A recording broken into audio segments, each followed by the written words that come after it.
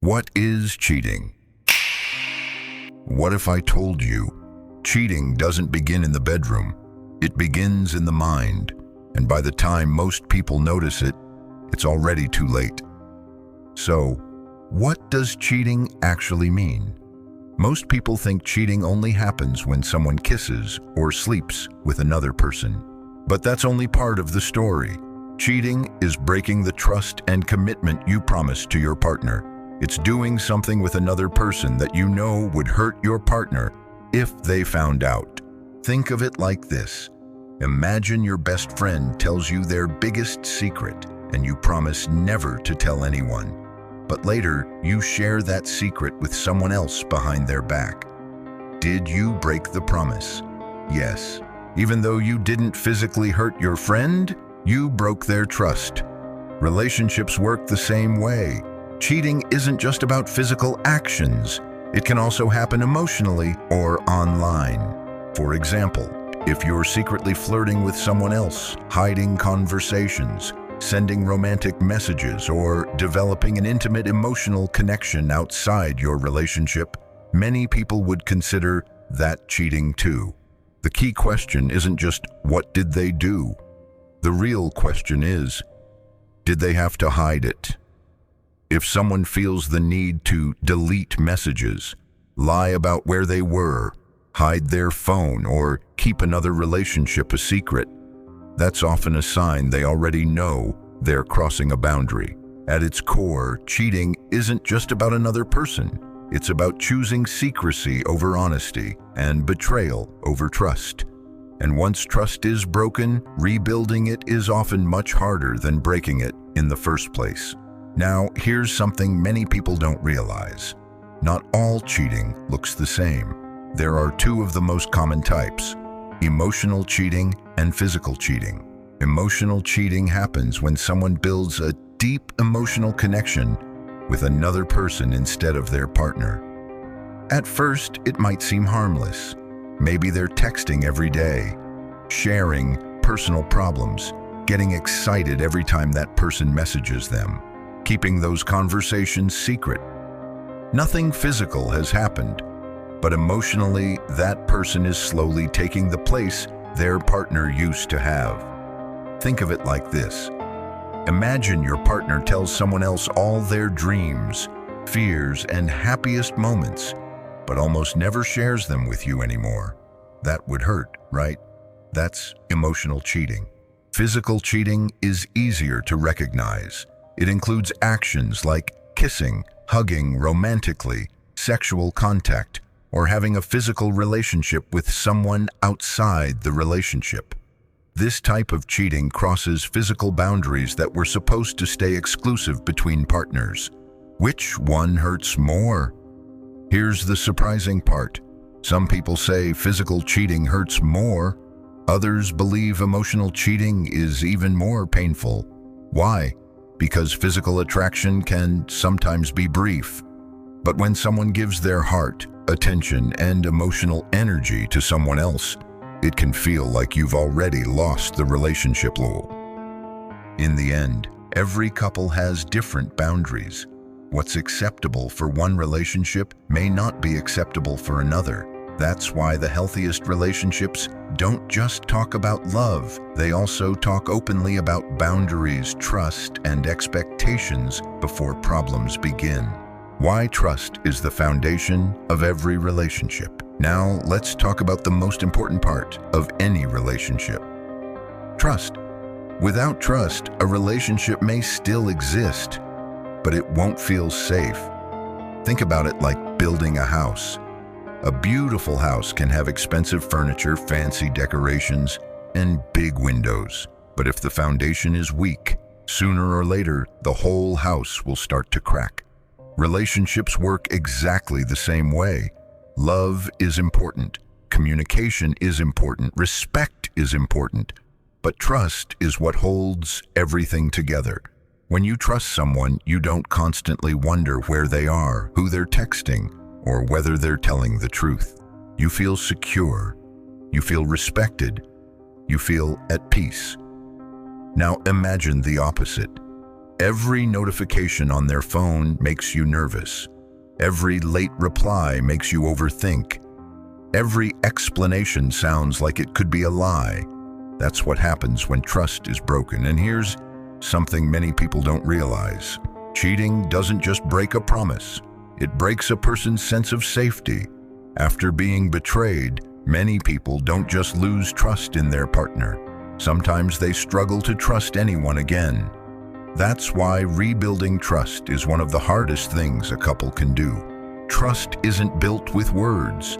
It's built with consistent actions over time. Anyone can say, "You can trust me," but real trust comes from honesty, transparency, and keeping your promises, even when no one is watching. Because at the end of the day, love may bring two people together, but trust is what keeps them together. Now, let's talk about something that's becoming more common every year. Online cheating. Many people think, if we never met in person, it's not cheating. But that's not always true. Online cheating happens when someone secretly builds a romantic or intimate connection with another person through the internet. It can happen on social media, messaging apps, gaming platforms, or even dating apps. For example, someone constantly flirts in DMs, sends heart emojis or romantic messages, shares private photos, has late-night video calls, or hides online conversations from their partner. Nothing physical may have happened, but emotionally, the relationship has already crossed a boundary. Here's an easy way to think about it. Imagine your partner is giving someone else all the attention, excitement, and affection that should be going into your relationship. Even if they're miles apart, that can still hurt just as much. The biggest warning sign isn't the app they're using, it's the secrecy. If someone is deleting chats, using disappearing messages, hiding notifications, or lying about who they're talking to, those behaviors can damage trust. That doesn't mean every private conversation is cheating. People can absolutely have friends of any gender. The difference is honesty, boundaries, and intent. Ask yourself this question: would they feel comfortable showing these messages to their partner? If the answer is no, that may be a sign the relationship has crossed a line. In the end, cheating isn't defined by the screen. It's defined by broken trust, hidden intentions, and choices that betray the relationship.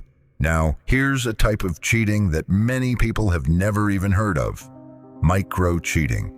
As the name suggests, micro-cheating isn't usually one big betrayal. It's a series of small actions that can slowly damage trust in a relationship. By themselves, these actions may seem harmless, but when they're done secretly or with romantic intent, they can cross healthy relationship boundaries. For example, maybe someone is constantly flirting with a coworker, or they keep liking every photo of someone they're attracted to. They save a person's contact under a fake name. They delete certain messages, or they keep one specific person hidden from their partner. None of these actions automatically mean someone is cheating. The important question is why they're doing it. If the behavior has to be hidden, involves romantic interest, or would hurt their partner if discovered, many people would consider it micro-cheating. Think of it like a tiny crack in a glass. One crack may not break the glass, but if more and more cracks appear, eventually the whole thing can shatter. Relationships work the same way. Small secrets often grow into bigger ones if they're never addressed. That's why healthy couples don't just avoid major betrayals. They also respect each other's boundaries and communicate openly about what feels acceptable in their relationship. Because in the end, big betrayals rarely start big. They often begin with small choices that seem harmless at first. Now, let's talk about a type of cheating that almost nobody mentions: financial cheating. At first, it doesn't sound like cheating at all, but in a serious relationship, especially when couples share money or make financial decisions together, it can be a major breach of trust. Financial cheating happens when one partner secretly hides or lies about money. For example, they secretly open a new bank account, hide credit card debt, spend large amounts of money without telling their partner, or secretly send money to someone else while pretending everything is fine. The problem isn't just the money, it's the dishonesty. Think of it like this. Imagine you and your best friend are saving money together to buy something important. But without telling you, your friend spends half of it on something else. You wouldn't just be upset about the money. You'd feel betrayed because they made an important decision behind your back. Relationships are no different. Money affects goals, security, and the future. That's why hiding financial decisions can seriously damage trust. Now, this doesn't mean every private purchase is financial cheating. Everyone deserves some personal financial freedom. The difference is honesty and agreements. If a couple has agreed to be open about major financial decisions, secretly breaking that agreement can become financial cheating. At the end of the day, financial cheating isn't really about dollars. It's about broken trust. When honesty disappears, even a healthy relationship can start to fall apart. Now here's one of the biggest questions. Why do some people say, "I wasn't cheating," even when their partner feels betrayed? The answer is simple. Because not everyone has the same definition of cheating. Some people believe cheating only means having a physical relationship with someone else. Others believe emotional connections, flirting, or secret conversations also count as cheating. That's why misunderstandings happen. But sometimes people don't realize they're crossing a line because it happens little by little. It might start with an innocent conversation, then daily texting, then sharing personal secrets, then hiding those conversations from their partner. No single step feels like cheating, but together those small choices slowly create emotional distance from the relationship. Another reason is self-justification. People tell themselves things like, "We're just friends. It's only texting. Nothing physical happened." These thoughts can make behavior seem harmless, even when it violates the expectations of the relationship. Sometimes people also crave attention or validation. When someone else makes them feel special, they may focus on that feeling instead of asking whether it's respectful to their partner. The truth is, every relationship has different boundaries. What one couple is comfortable with, another couple may not be. That's why the healthiest relationships talk openly about what both partners consider acceptable. At the end of the day, cheating isn't only about what happened. It's also about whether trust was broken and whether honesty was replaced with secrecy. Because if you have to hide it, lie about it, or hope your partner never finds out, it's worth asking yourself why.